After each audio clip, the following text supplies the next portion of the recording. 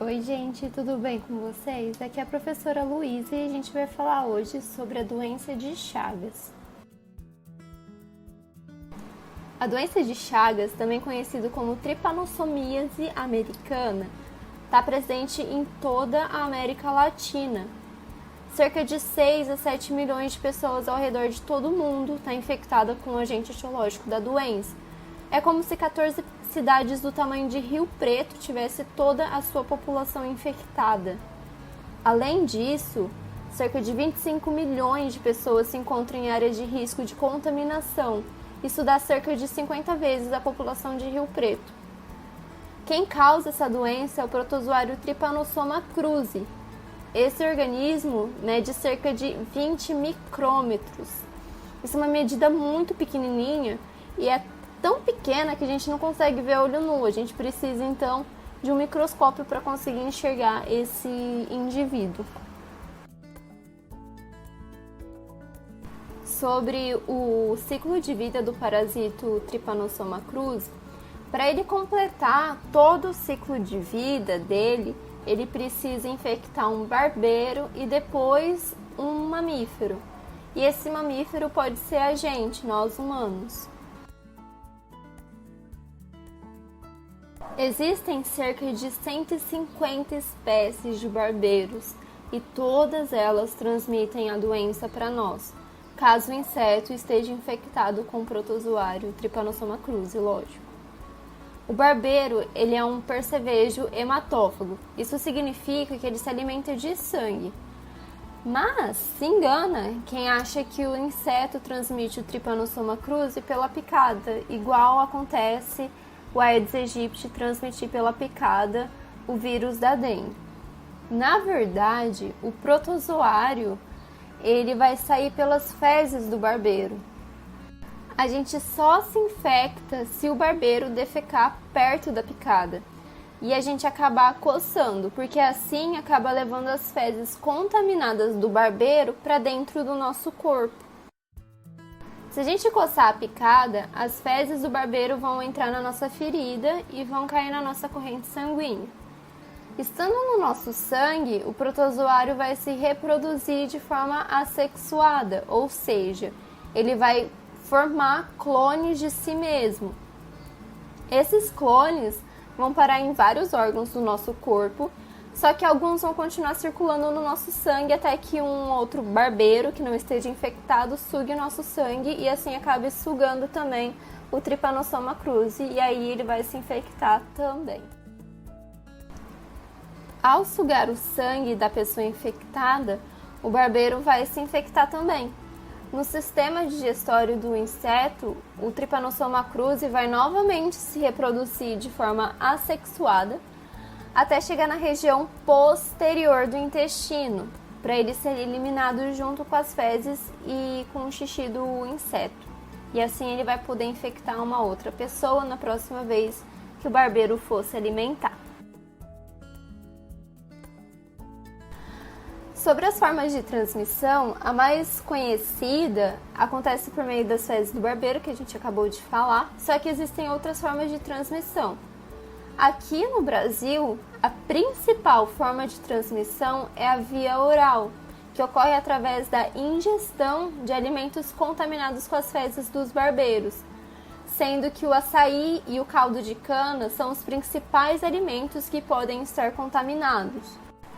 Isso acontece porque os barbeiros ficam escondidos juntos das folhas dessas plantas. E para a produção do suco de açaí ou da cana, é preciso triturar as plantas. E se tiver algum barbeiro no meio, ele pode ser triturado junto e acabar contaminando o alimento. Mas não precisa entrar em pânico ou deixar de tomar açaí, caldo de cana, porque você só vai ser infectado se os alimentos não forem sido preparados de forma correta, por meio da pasteurização, o famoso processo que serve para matar os micro-organismos presentes em alguns alimentos através do choque de temperatura.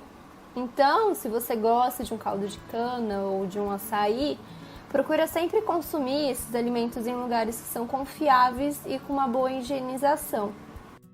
Mas também não existe só essa forma de infecção. Existe também infecção por transfusão sanguínea, com sangue contaminado, ou quando acontece transplante de órgãos, ou transmissão congênita, isso é, quando a mãe está infectada com a doença de Chagas e acaba infectando o bebê durante a gravidez.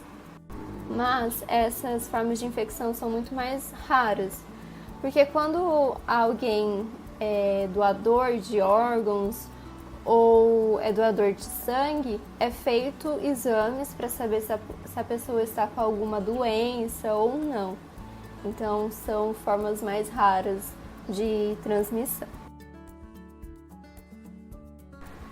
Agora, falando sobre a doença de Chagas é dividida em duas fases, a fase aguda e a fase crônica. Os sintomas da fase aguda dependem de como a pessoa se infectou. Se ela foi picada por um barbeiro contaminado e coçou essa picada, pode ter levado os parasitas para o interior do seu corpo. Nesse caso, no local da picada pode surgir um inchaço, também chamado de chagoma de inoculação. Se a pessoa foi infectada por meio da ingestão de alimentos contaminados pelas fezes do barbeiro, então os sintomas da fase aguda não serão visíveis. Uma vez que o parasito entra no nosso corpo, em até uma semana pode aparecer alguns sintomas bem gerais, como febre, dor de cabeça, cansaço. Em alguns pacientes com sistema imunológico mais debilitado, essa fase inicial pode progredir e até levar o paciente a óbito. Só que se o sistema imunológico estiver em boas condições, os sintomas podem nem aparecer. Por isso que é tão difícil a pessoa reconhecer que está com essa doença nessa fase.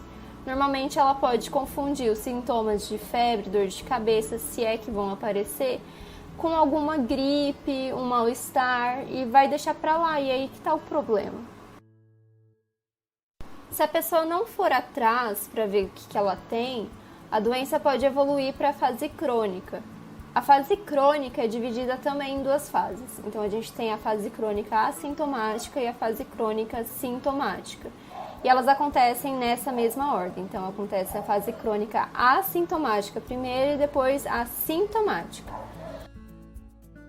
A fase crônica assintomática pode durar por décadas, entre 10 a 30 anos.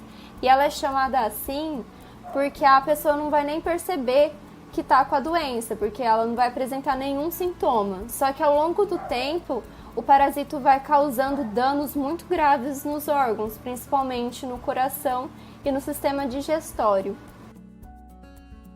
Quando a pessoa entra na fase crônica sintomática, a doença já está muito evoluída e os órgãos já foram super destruídos.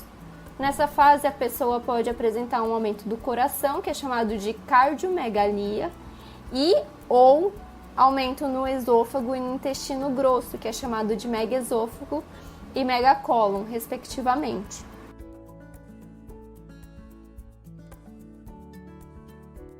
Em relação ao tratamento, ele é feito com a administração por meio de injeção de antichagásicos.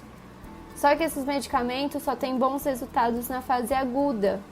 E como nessa fase nem sintoma tem geralmente, muitas das vezes o paciente só percebe estar com a doença quando já está na fase crônica sintomática, quando os medicamentos são quase nada eficazes.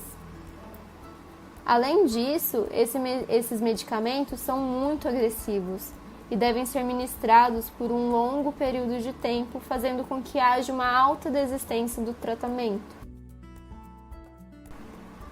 Em relação à prevenção e controle, como não tem um investimento em pesquisas para o desenvolvimento de vacinas ou medicamentos com menos efeitos colaterais, a principal forma de controle da doença acontece por meio do controle mesmo do barbeiro, por meio de desenvolvimento de inseticidas específicos para esses insetos.